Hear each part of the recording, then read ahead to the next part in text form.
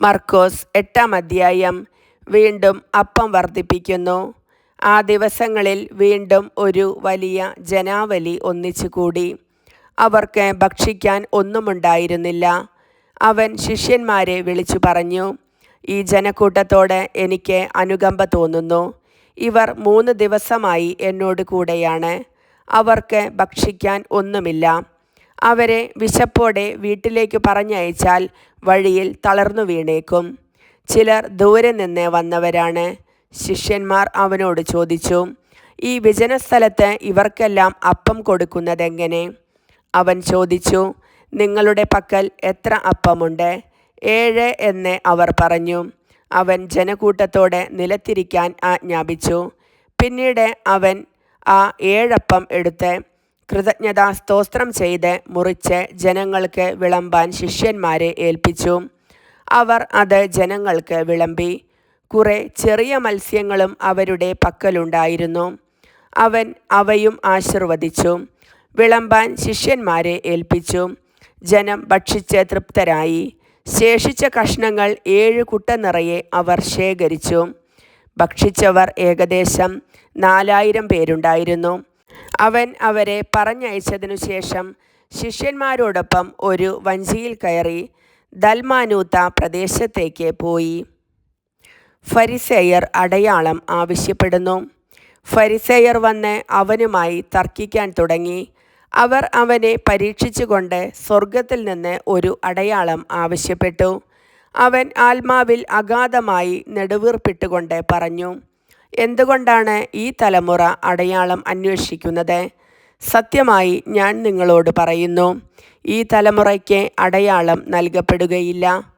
അവൻ അവരെ വിട്ട് വീണ്ടും വഞ്ചിയിൽ കയറി മറുകരയിലേക്ക് പോയി. ഫരിസേയരുടെ പുളിമാവ്. ശിഷ്യന്മാർ അപ്പമെടുക്കാൻ മറന്നുപോയിരുന്നു. വഞ്ചിയിൽ അവരുടെ പക്കൽ ഒരപ്പം മാത്രമേ ഉണ്ടായിരുന്നുള്ളൂ. അവൻ മുന്നറിയിപ്പ് നൽകി, നിങ്ങൾ ജാഗരൂകരായിരിക്കുവിൻ. ഫരിസേയരുടെയും ഹെറോദേസിൻ്റെയും പുളിപ്പിനെക്കുറിച്ച് കരുതലോടെയിരിക്കുവിൻ. അവൻ ഇങ്ങനെ പറഞ്ഞത് തങ്ങളുടെ പക്കൽ അപ്പം ഇല്ലാത്തതുകൊണ്ടാണെന്ന് അവർ പരസ്പരം പറഞ്ഞു. ഇതു മനസ്സിലാക്കിയ യേശു അവരോട് പറഞ്ഞു, നിങ്ങൾക്ക് അപ്പമില്ലാത്തതിനെക്കുറിച്ച് എന്തിന് തർക്കിക്കുന്നു? ഇനിയും നിങ്ങൾ മനസ്സിലാക്കുകയും ഗ്രഹിക്കുകയും ചെയ്യുന്നില്ലേ? നിങ്ങളുടെ ഹൃദയങ്ങൾ മന്ദീഭവിച്ചിരിക്കുന്നുവോ? കണ്ണുണ്ടായിട്ടും നിങ്ങൾ കാണുന്നില്ലേ? ചെവിയുണ്ടായിട്ടും നിങ്ങൾ കേൾക്കുന്നില്ലേ? നിങ്ങൾ ഓർമ്മിക്കുന്നില്ലേ? 5 അപ്പം ഞാൻ 5000 പേർക്കായി ഭാഗിച്ചപ്പോൾ ശേഷിച്ച കഷ്ണങ്ങൾ നിങ്ങൾ എത്ര കുട്ട നിറച്ചെടുത്തു? 12 എന്ന് അവർ പറഞ്ഞു. 7 അപ്പം 4000 പേർക്ക് വീതിച്ചപ്പോൾ മിച്ചം വന്ന കഷ്ണങ്ങൾ നിങ്ങൾ എത്ര കുട്ട എടുത്തു? 7 എന്ന് അവർ മറുപടി പറഞ്ഞു. അവൻ ചോദിച്ചു, എന്നിട്ടും നിങ്ങൾ ഗ്രഹിക്കുന്നില്ലേ? അന്ധന് കാഴ്ച.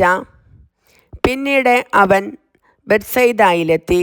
കുറേ പേർ ഒരു അന്ധനെ അവൻ്റെ അടുത്ത് കൊണ്ടുവന്ന് അവനെ സ്പർശിക്കണമെന്ന് യേശുവിനോട് അപേക്ഷിച്ചു.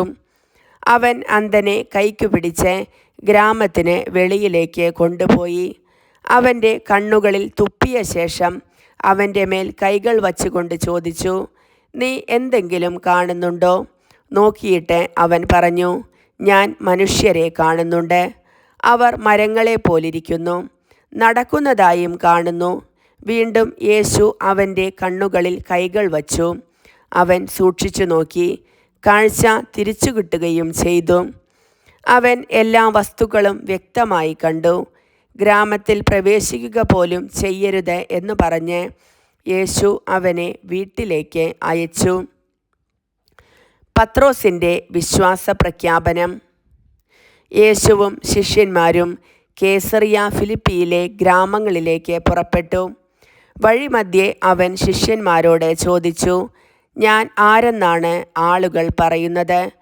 അവർ പറഞ്ഞു, ചിലർ സ്നാപക യോഹന്നാനെന്നും മറ്റു ചിലർ ഏലിയ എന്നും വേറെ ചിലർ പ്രവാചകന്മാരിൽ ഒരുവൻ എന്നും പറയുന്നു. അവൻ ചോദിച്ചു, എന്നാൽ ഞാൻ ആരെന്നാണ് നിങ്ങൾ പറയുന്നത്? പത്രോസ് മറുപടി പറഞ്ഞു, നീ ക്രിസ്തുവാണ്.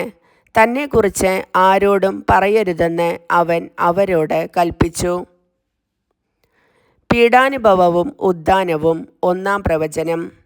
മനുഷ്യപുത്രൻ വളരെയേറെ സഹിക്കുകയും ജനപ്രമാണികൾ, പ്രധാന പുരോഹിതന്മാർ, നിയമജ്ഞർ എന്നിവരാൽ തിരസ്കരിക്കപ്പെടുകയും വധിക്കപ്പെടുകയും 3 ദിവസങ്ങൾക്കു ശേഷം ഉയർത്തെഴുന്നേൽക്കുകയും ചെയ്യേണ്ടിയിരിക്കുന്നുവെന്ന് അവൻ അവരെ പഠിപ്പിക്കാൻ തുടങ്ങി.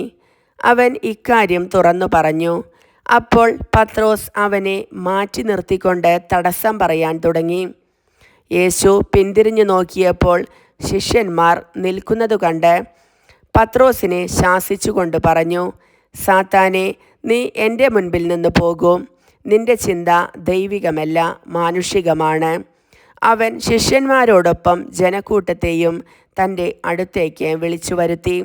അവരോട് പറഞ്ഞു, ആരെങ്കിലും എന്നെ അനുഗമിക്കുവാൻ ആഗ്രഹിക്കുന്നുവെങ്കിൽ അവൻ തന്നെ പരിത്യജിച്ച് തൻ്റെ കുരിശുമെടുത്ത് എന്നെ അനുഗമിക്കട്ടെ. സ്വന്തം ജീവൻ രക്ഷിക്കാൻ ആഗ്രഹിക്കുന്നവൻ അത് നഷ്ടപ്പെടുത്തും. ആരെങ്കിലും എനിക്കു വേണ്ടിയോ സുവിശേഷത്തിനു വേണ്ടിയോ സ്വന്തം ജീവൻ നഷ്ടപ്പെടുത്തിയാൽ അവൻ അതിനെ രക്ഷിക്കും.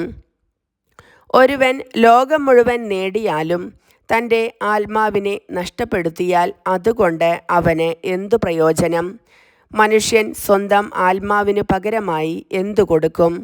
പാപം നിറഞ്ഞതും അവിശ്വസ്തവുമായ ഈ തലമുറയിൽ എന്നെക്കുറിച്ചോ എൻ്റെ വചനങ്ങളെക്കുറിച്ചോ ലജ്ജിക്കുന്നവനെപ്പറ്റി മനുഷ്യപുത്രനും തൻ്റെ പിതാവിൻ്റെ മഹത്വത്തിൽ പരിശുദ്ധ ദൂതന്മാരോടുകൂടെ വരുമ്പോൾ ലജ്ജിക്കും. കർത്താവിൻ്റെ വചനം.